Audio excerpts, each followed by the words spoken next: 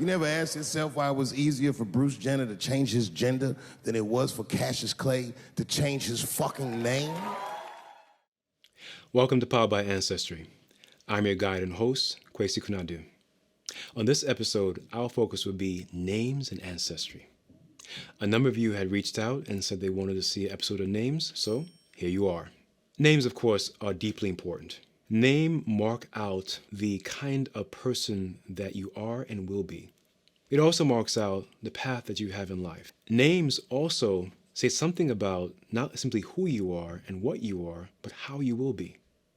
Now, names should not be taken lightly, and the process of naming equally should not be taken lightly.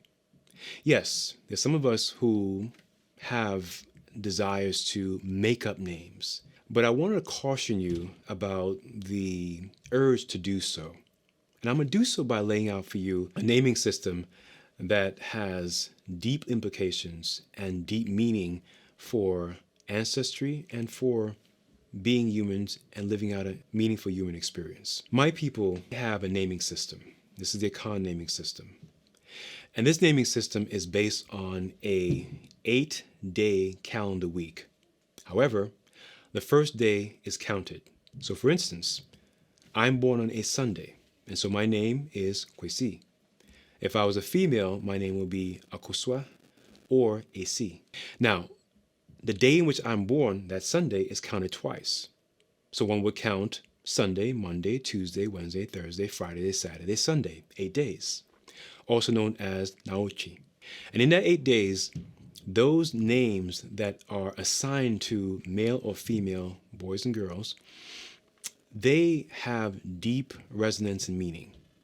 And so this is how the naming process works. There is a naming ceremony called adinto, literally means to throw a name.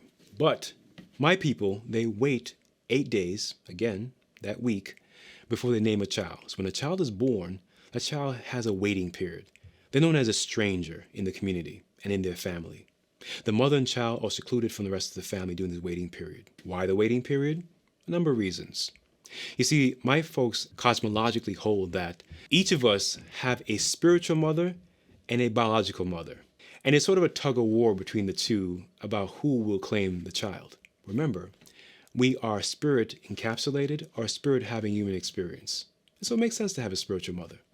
And so having a spiritual mother is simply a negotiation. During conception, that 9-month waiting period after conception, there's a negotiating going on between convincing the spiritual mother to let go of the spirit child that will grow into or born into you or me. And so once we're born, there's an 8-day waiting period to ensure that the spiritual mother doesn't change her mind, does not take the child back.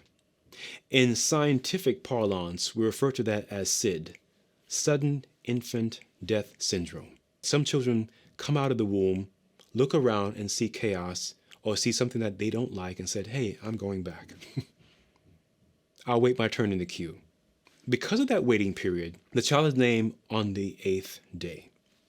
And on that 8th day, families are gathered, typically early in the morning, to welcome this new arrival, this new addition. And at that point, the child is named. And in the naming process, which I'll spare you the details, in fact, if you want more information, I've written about this in articles and in books, so you can check out those books on my website, kwesikunadu.info. The child is named, and that name is given by an elder of high character and some stature. Who gives the name is important, because the name giver will have consulted with a spiritualist or healer to ensure that the name follows the pathways of the family in which the child is born. You see, children have more agency than we give them and more credit than we give them. They choose which family to be born into. But that doesn't mean that those spirit children decide when and to whom to come.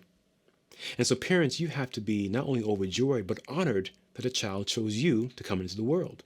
Children are not simply blessings, as in the casual Twitter-like feed, oh, I love my child because he or she's a blessing. That may be true, and it should be true. But a child chooses you, it chooses me as a parent. And that means that child has places on us a responsibility, a burden, if you will, to ensure that they accomplish their destiny, their purpose in life. That's why they chose you. That's why they chose your particular family. at the time in which they were born. And the name says something about that. And so, using myself as an example, when I was named Kwesi, it said that I was born on a Sunday, but it said more. It said that my spirit came to this earth on a Sunday, a particular Sunday called Mono Kwesi, meaning a fresh or new Sunday. That gives me more, or my parents and my community, more details about the kind of Sunday born person that I am. I was born in the late afternoon or early evening, which means I have a certain temperament. Those clues said something about my human beingness that's tucked away in my name. My name Kwesi also points to the spiritual force that governs that day. And those spiritual forces, of course, have a relational impact on my human experience. So I need to know that spiritual force intimately, personally, practically. My community, my family, their job is to safeguard that relationship and to safeguard my destiny and purpose. All that is packaged into my name.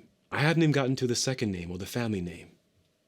But in that first name alone, all those data points are deeply important and crucial to ensure that my family community has the guideposts, has the guidelines to ensure that I accomplish what I came to this world to do. And the names, therefore, are the matrices, the kernel that packages all these details and information. My name also says on what day of the Akan calendar I should do certain rituals to remember my destiny, my purpose in life. So every 42 days on the Akan calendar, I do this ritual. Dress in white, abstain from intercourse as an adult. I abstain from meats. Well, I don't eat meats anyway, but if you do, that's wise to do so. I abstain from any heavy kinds of food or heavy burdens of thought or emotional strains. And I go to a sacred river or body of water. It could be a lake, a creek, or the ocean. And I sit there and meditate on my purpose in life within nature. And I do this every 42 days. This act of remembrance is about recall from that conversation that I had with my creative force in my mother's womb, when I had to de-link from my spiritual mother and come to my biological mother, who would care for me in the human physical world. But I'm always connected to my spiritual mother, and having two mothers on both sides is what makes us whole human beings.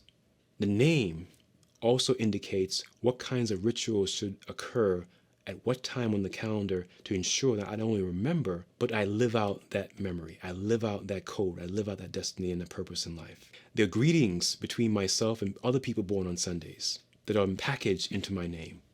There are taboos. Certain animals I should never harm or kill, I should protect, because the spirit of those animals, they ride with me and protect me. These webs of connection that are all tucked away in my name, once you open that package, it allows for an unfolding of this meaningful purpose of life. It gives you guidance and direction. And so names should not be played with, not be toyed with. They should be invented. They should be meaningful. They should mark out precisely whom the child is, the nature of the child, and the kind of purpose and person that child will grow into. You see, I don't hold that people change. I hold that people simply grow into who they are. And that grow into who you are, if you follow or accept that argument, is tucked away in the name. So when a child is called a name that is fictive or inventive or made up in a spot or made up in a moment of confusion or crisis, we do disservice and harm to that child. Because we're denying them, we are making inaccessible their meaningful lives and purposes with a fictitious or inventive or cute name. Naming your child after a pair of jeans or a car or an object does more damage than you can ever consider. Now, am I suggesting what you should and should not do? No. I'm simply advising you about the importance of names that are baked in culture, that are baked in ancestry, and that will essentially be the calling card for who the person is. So whenever I hear Kwesi, I know precisely what I'm about and who I am. When I hear the name Kwesi, I hear my ancestry, because it's a call of resonance that ricochets against my deep ancestry, because they laid out what day I should be born on, what characteristics and tendencies that accompany that day that I should carry, and therefore what kind of human experience I should live out. Now, how should you decide on a name? There's a number of ways to do this. Some people use books, and of course my focus in this series on Powered by Ancestry is people of African ancestry. So there are names, lots of books on African names, and that's really one source to do so. And there's nothing wrong with that. I suggest looking into ancestry. And here's a ritual you can do.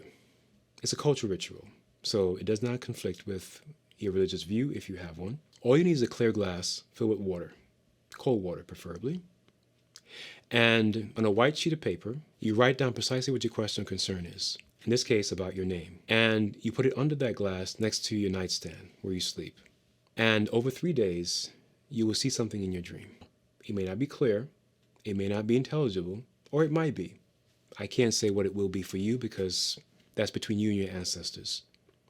But what I will say is that that ritual device, that cultural device, will be an important tool for you to then tap into, to access, to ask the right questions with your ancestry so that they can provide you with the means and the insights you need.